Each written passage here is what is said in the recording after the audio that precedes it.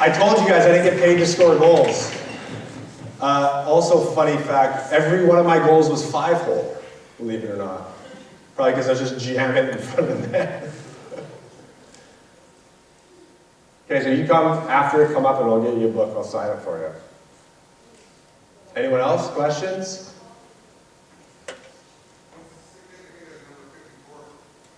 No significance. That's the training camp number you're given, and you can't really request numbers when you're a rookie like that. So, and it just worked, and I left it. And then I actually switched my number to 15 my last year with the Canucks, which that was the lockout year, if you guys remember that.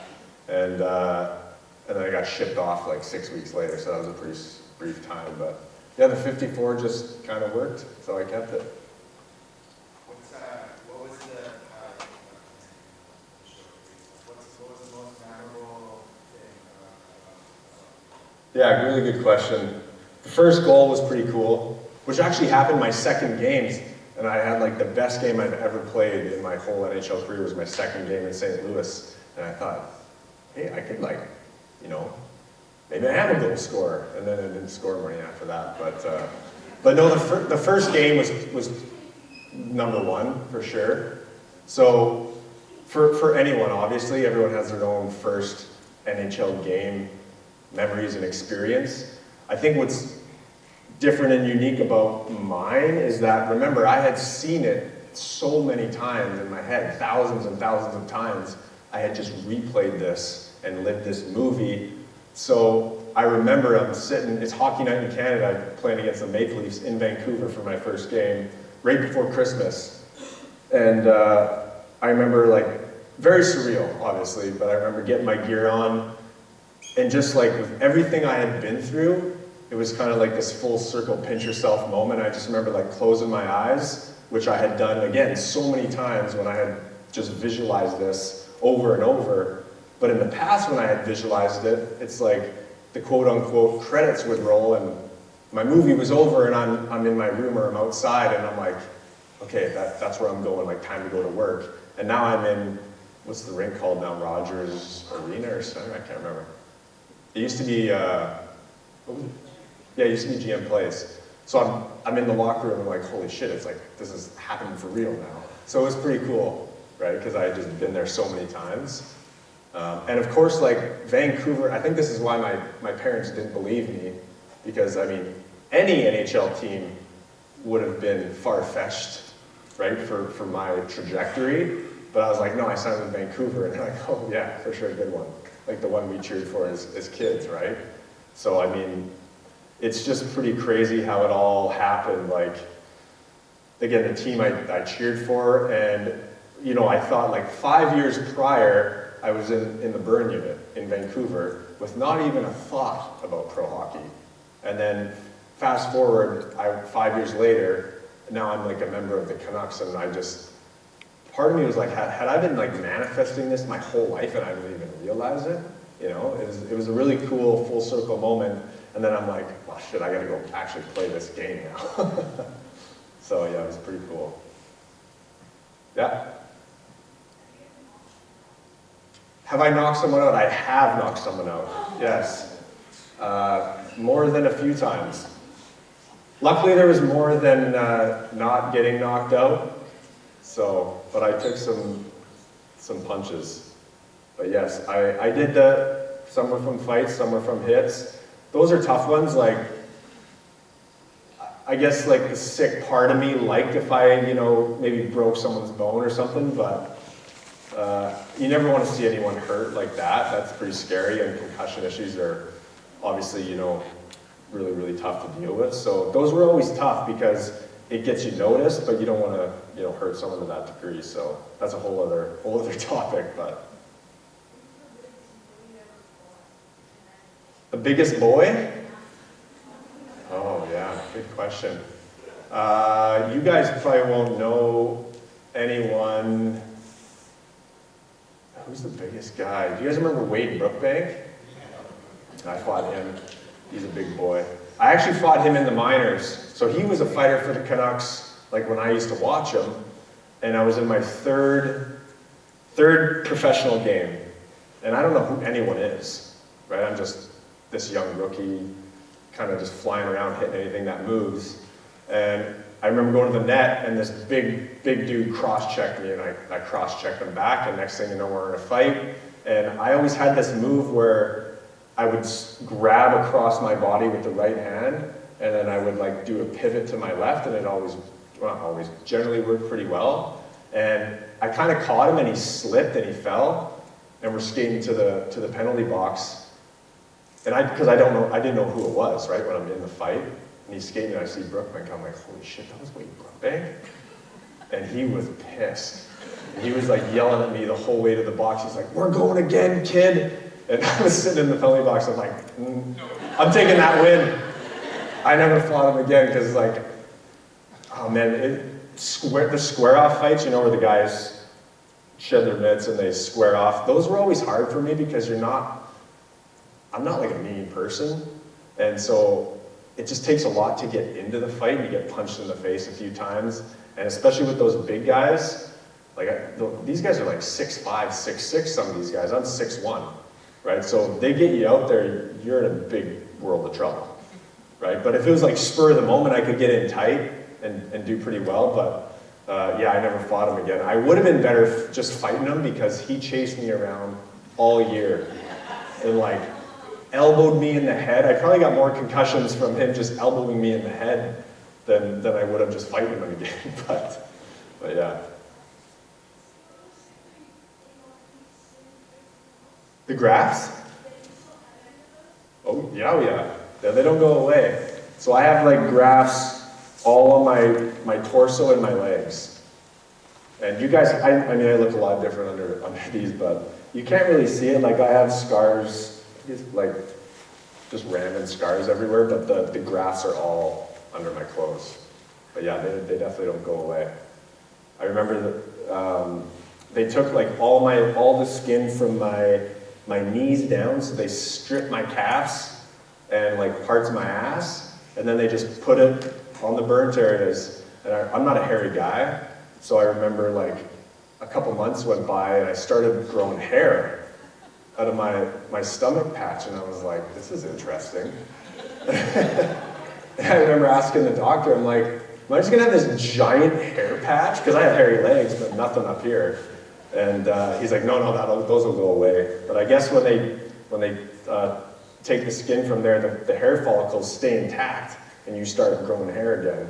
But he's like, it'll fall out eventually, and it did. So now they're gnarly looking, but they're not hairy at least.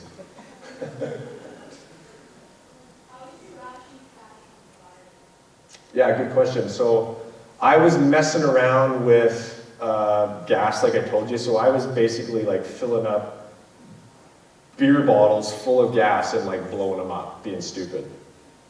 Yeah, so don't play with gas and fire.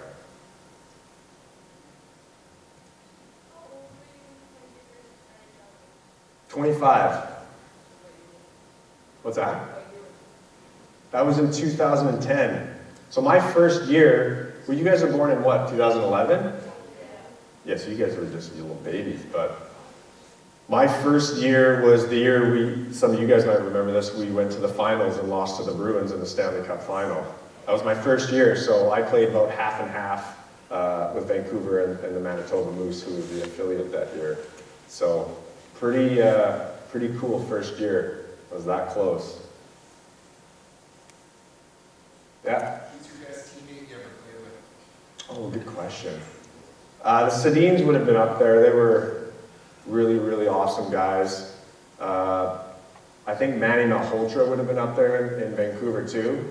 Really, really good professional. He's a good example, and I was actually going to tell you guys this too. We're going to talk about the visualization stuff, obviously, but some other, I guess, tips for you guys is that if you can be the best at one thing, that can take you a long, long ways. Do you know what I mean by that? Right? All you kids I know generally want to be the scorer, right? And we all want to score goals. But guys, trust me, I've played with a lot of players that have made a lot of money and played in the NHL for 10 plus years because they could win face-offs. right? For me, I mean, not the only reason, like I've told you a lot about like the mindset and the visualization, but really the reason I made it, like I wasn't one of the best 700 player or whatever, I don't know what the number is, 700 something players in the NHL. I wasn't one of the best 700, but guess what? I was probably in the top 10 in the world for hitting, because I can hit better than most people, well, most people in the world. That's why I made it. So yeah, you've got to have, obviously, some sort of skills in all the other parts of the game, but if you can be the best at one of those, that's your ticket, okay? I know you all want to be the scorers, and you want to be the next Nick Jesus, or whatever you call them. You're probably not. If you are, great, right? Maybe you are, but there's a lot of opportunity for kids now that I see that want to fill a role, right? It doesn't have to be fighting, right? The game's changed a lot, but maybe you're just that grinder and you're just really hard to play against, or it's face-offs, or it's penalty kill. Again, I've played with lots of guys that did the things that the other guys didn't want to do, and they made it because they were the best at that role, right? You need to have role players on all these teams. I was just going to say, in Washington, some of the best teammates I had, oh man, there's a lot of good ones. I mean, Ovi's just a character. He's pretty fun to be around. Obviously, like a unique player, to say the least, but fun to be around. I mean, some other guys are there. I mean, all the Swedes were really good. You know, Backstrom was great. Jason Chimera, I don't know if you remember him. He was a funny guy. He was a lot of fun to be around. Those would probably be the ones that come to mind. When? 2015 was my last year. And then I left and the Caps won the Cup, so I don't know what that says about me, but yeah. Ooh, that's a good question. I've been asked that before, and a lot of people are like, what? But I'd probably pick the Capitals.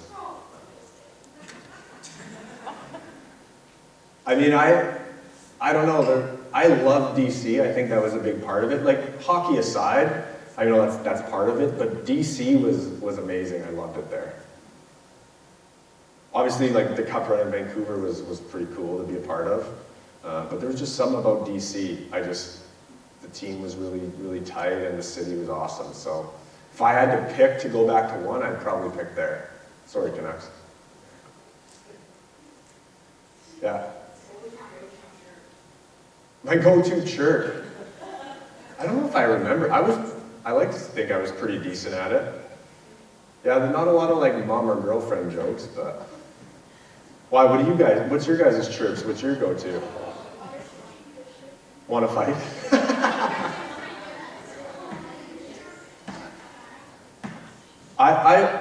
You know what? I'm so far out of the game. I'm like washed up. I'd be rusty. I don't know. We could have a chirp off and see how we do, maybe. No, I'm just kidding. I honestly can't remember. Anyone else? We can do more at the end too, if you guys want. So why don't we get into the workshop part of it, where again, what I want you guys to be able to do from tonight is, with takeaways, some visualization practice that again, you can go and affect, you know, the way you perform on the ice, but really like instill that belief system, right, for something with hockey, or maybe it's just life in general, somewhere you want to go, okay? So, visualization. Does anyone here practice visualization? Yeah? A little bit? What do you think visualization is? If you had to define it. Did you put your hand up?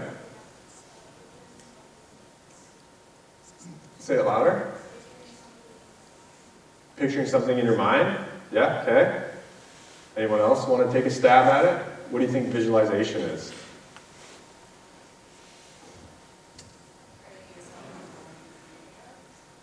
What you're dreaming of? Yeah.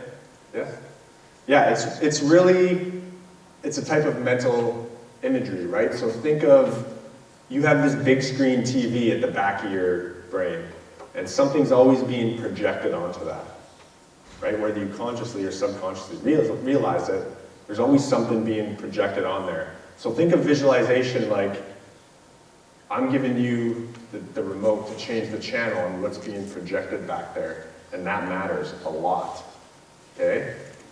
There's two types of visualization. So this is where, actually no, we'll do that in a little bit. I'll ask you guys to come up. You got a question? Oh yeah, what do you think?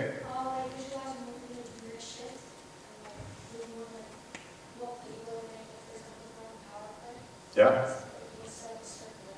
Yeah, that's a good answer. So that's exactly what the first type of visualization is, called rehearsal imagery. So what you just said is the successful mental execution of a skill in your sport. So hockey, right? So just those things you said, right? You're executing it mentally in your head. And then the other type of visualization, which you just said, the belief imagery, that's like at the core of the program I teach, which is, again, thinking of your life as a movie, right?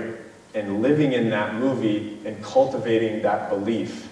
Now, we're gonna get into this and brainstorm it, but here are a couple of important things. Number one, and this is maybe the most important, your brain doesn't know the difference between physically experiencing something or executing something versus mentally rehearsing it or executing it. So think about that for a second. Your brain doesn't know the difference, right? So again, when I tell you guys, you're spending time, physically training and practicing, which again is important. If your brain doesn't know the difference, why aren't we leveraging the mental piece more, right? And then the other is self-image. So there's no limitations in your brain. So you get to be whoever you want to be, right? And remember, since our brain doesn't know the difference, well, your brain's going to think that has already happened, right? And that's really what manifestation is. When you dream this movie, or you visualize this movie, and you can create an experience through that, right? And that's an important piece. Actually, we'll give away one more book. I want to see if anyone can get this. I should write this down. Something equals experience. And parents, you can't answer.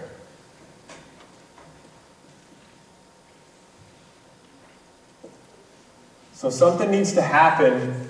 That might be a little small, so I apologize if it is, but something needs to happen in your mind in order to have an experience.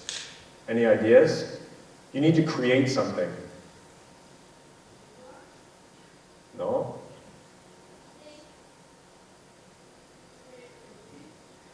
Yeah, but it's like, what comes of that? No? No, close.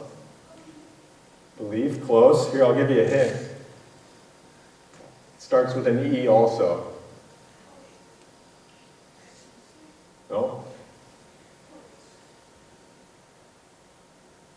So this is what, any memory you have in your brain, it's a memory because of this. There was something tied to that memory.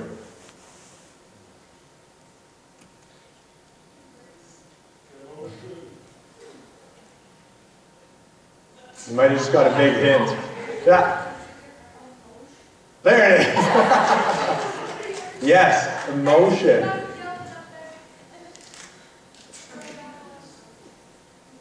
So if you can start to evoke emotion in your brain through this visualization, you're going to create an experience, and that's when the real magic can start to happen. Okay? Any questions about that? No? Okay. So here's the bad news. And that is that, with all this said, we're not wired for success as human beings. Right? We're wired to think about what could go wrong, what could hurt us. Right? So that being past mistakes, fear of failure, protecting our own limiting beliefs. because we like to keep it low risk. We don't want to, what if I get embarrassed? What if I fail? We don't like that, right? So we're hardwired to think about bad stuff, and that's the bad news, okay? And when you do this, and when you fire those same pathways in your brain over and over again, well, that's what leads to, and I see this all the time, and I don't know if anyone, I've had this, in my life, leads to performance anxiety, low confidence, right? Self-doubt. Has anyone experienced that before?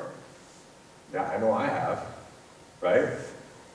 And remember, when we think about, those past mistakes and things that have maybe gone wrong, and we keep replaying them in our head, well, remember what I told you, where your brain doesn't know the difference between you physically going out and executing something versus mentally doing it. If we're replaying that bad shit in our heads, and your brain doesn't know the difference, what's going to happen when you play? You're going to go make the mistake, because all you've been doing is practicing and practicing it, right, in your head. So these grow roots literally in our minds to think about the bad stuff, right? Now the good news is, again, we can change that through, I don't know if you guys have heard of neuroplasticity, but have you guys learned that? You know what neurons are in the brain at all? Yeah? So the cells that communicate in the brain. We can rewire our brains for success, and that's pretty cool, right? You get a say in what that looks like. So I had this toboggan in the background, and there's a reason for that.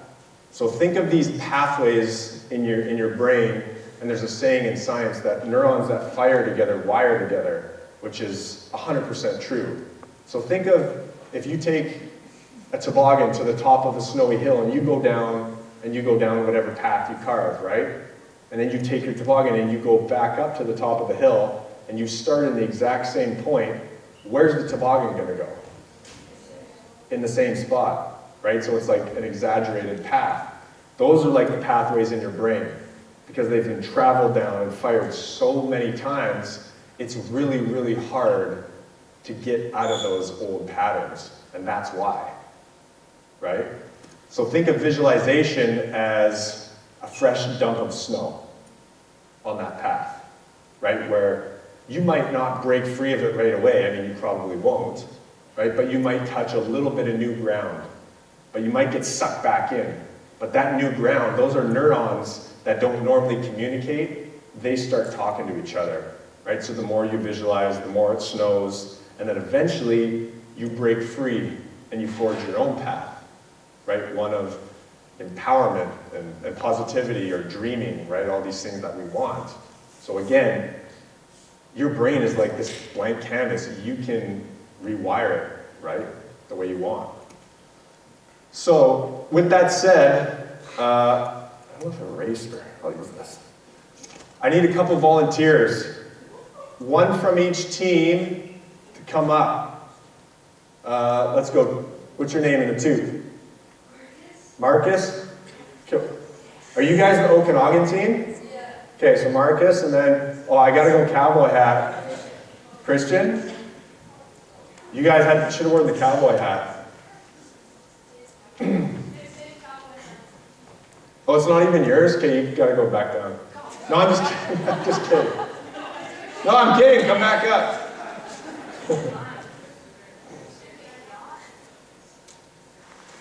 Okay, so you guys have heard me talk a little bit about what this practice looks like, but I'm going to really give you some takeaways on what to do when you leave here and how the hell are you supposed to practice this. So I'm going to give you guys a sheet when you go home.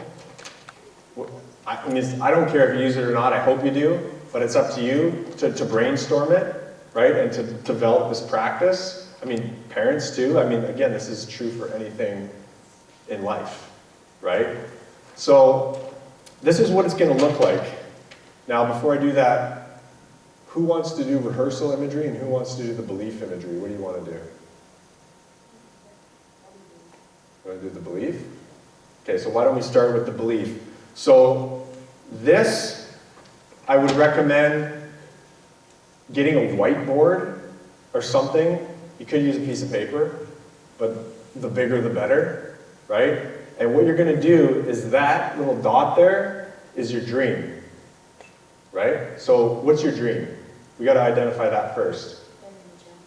NHL, love it, right? And remember, this could be hockey related, but it could be anything. Maybe you want to be a rock star, or you want to be a famous artist, or an astronaut. Whatever it is, just think and dream big, and identify that, and then this other, actually we'll do that last. So does that make sense? Whiteboard, this top line is going to be your movie title. So I want you to come up with like some sort of title to call your movie, right? And the reason for this is twofold.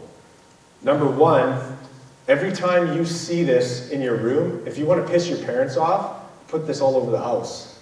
Put it in the bathroom, put it in the kitchen, everywhere, okay? Because what it's going to do is every time you see that, it's going to send a message to your subconscious brain. Do you guys know the difference between conscious and subconscious? Yeah? So it's going to send a message to the subconscious of like, oh right, that's where we're going, right? And then number two, it's a reminder, hey, have I done my visualization practice today? Right? So you spend 5-10 minutes and you just live out this movie, okay? So that's the whiteboard. The next page is going to look like this. And it's basically just brainstorming the ending of the movie, okay? So the first one is, who do you see? Sorry, I can't read it. What do you see? Who is there? Right? So let's do that first. And it's going to be a bit small, but just so you guys get an idea of the exercise. Okay, you're going to come stand in the center though. Christian, right? Yeah. So we'll write, you don't have, I'll put you on the spot, but you can try and come up with a title. So, what do you see? I'll put who. You guys aren't going to be able to see this, but I just want to give you an idea of like kind of how this works and how you should brainstorm this for yourself. Okay, so you want to play in the NHL. Well, if you think about that, like the ending of a movie, so you're in the NHL, like imagine that. What do you see? Who's there?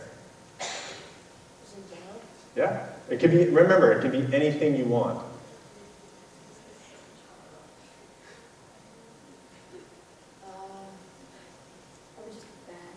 Fans? Okay, fans. What else? Remember, you're in an NHL locker room, you're in an arena. What else do you see?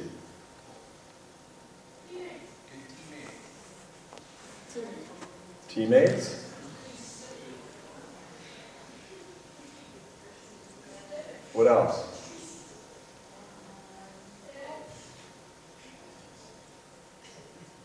What about your family there?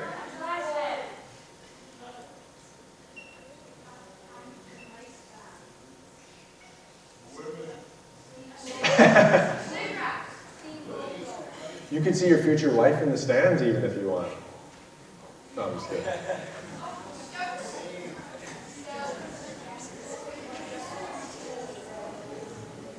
What about like if you dream of this moment, like you're in the dressing room, say, like what could you see in the dressing room? Probably just like, yeah, the logo. Do you have a favorite team? Or no? You're a free agent? Logo, okay. So the next one is, what can you, so this is really what I'm doing is incorporating all the senses now, right? So again, if we want to make this seem as real as possible, you got to pull in other senses, not just the visuals. So what can you imagine like holding in your hands or feeling? A stick? Yeah, that's good. So I tell everyone that I work with, if they're, you know, if it's a hockey player and their dream's NHL, they say stick, I say great, but what else is special about that stick? You're in the NHL, what's special about the stick? Your name's on it, right? What's your last name? Lima? Lima? I like it. Lima bean. Right, so that's cool. I imagine you're picking up that, I mean, in the NHL you get as many sticks as you want.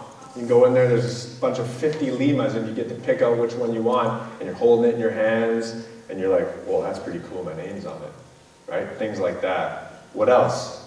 What about other gear? Custom screens. There's a whole bunch of custom gear. Yeah, exactly, so custom gear, right?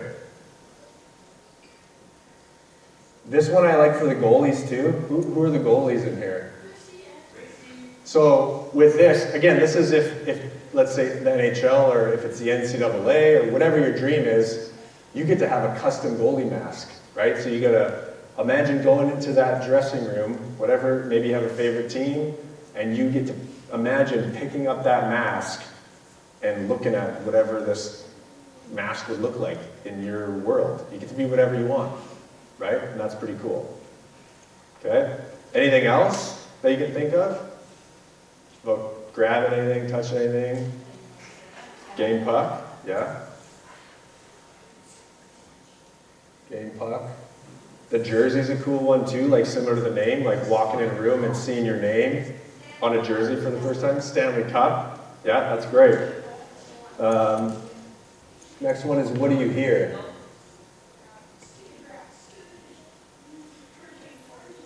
So you're there, you're in your first game, right? So it doesn't have to even be your first game. It could be when you sign your first contract, right? It could be your call to your parents. Anything.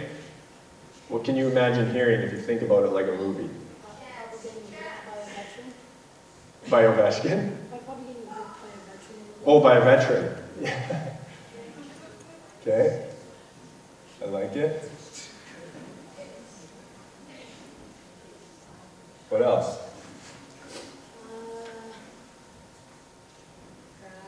Crowd? Yeah, good.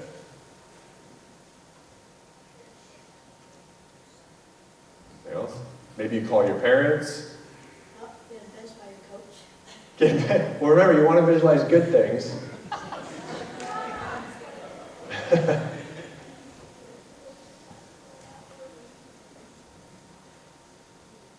Okay. No, that's okay. What about smell and taste? This is the abstract one, right? People are always like, well, how the hell am I supposed to taste or smell my dreams? Well, you can. You just got to get creative. Salt. Salt, okay. Anything else?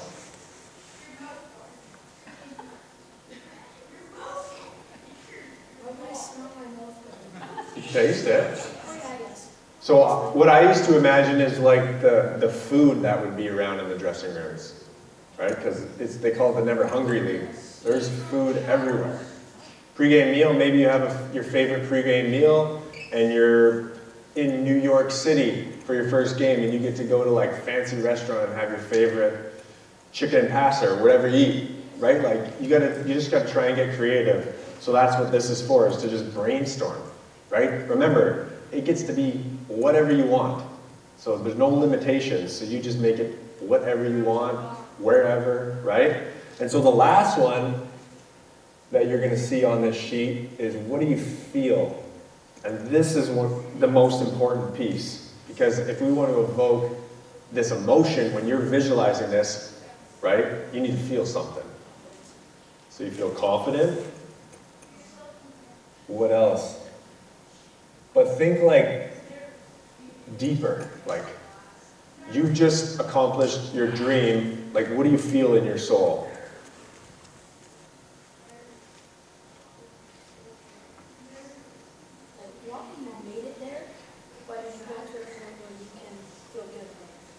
Feel good. So maybe pride or something, right? That's good. Pride. Anything else?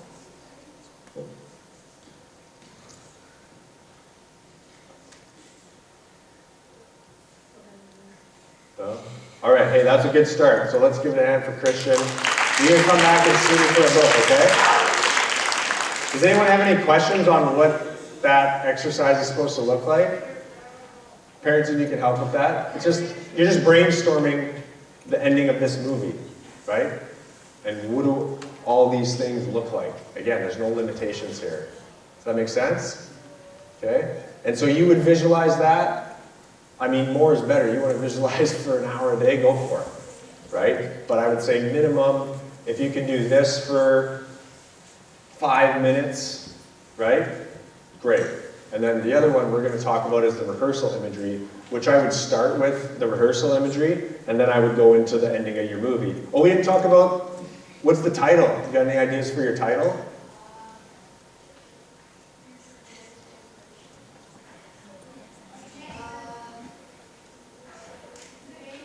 It's a bit on the spot, I know, but you got to come up with a title for your movie.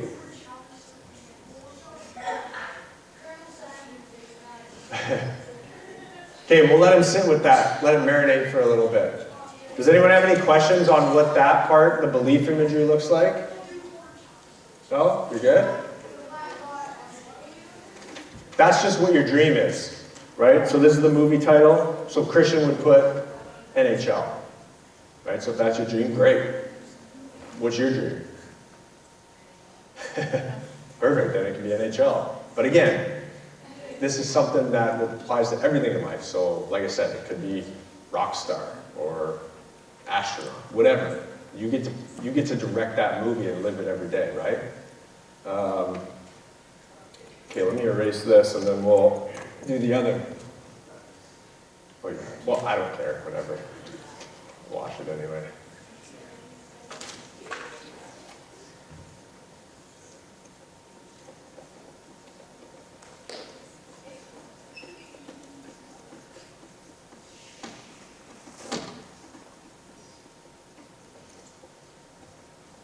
Okay, that's good enough. Okay, you gotta remind me your name again. Marcus, right. Okay, so Marcus and I are gonna do the rehearsal imagery brainstorming. So this is gonna look like a box like this. You guys see that? So again, this is a brainstorming exercise just so you can have some direction, right? For when you're visualizing. So the first 3 areas.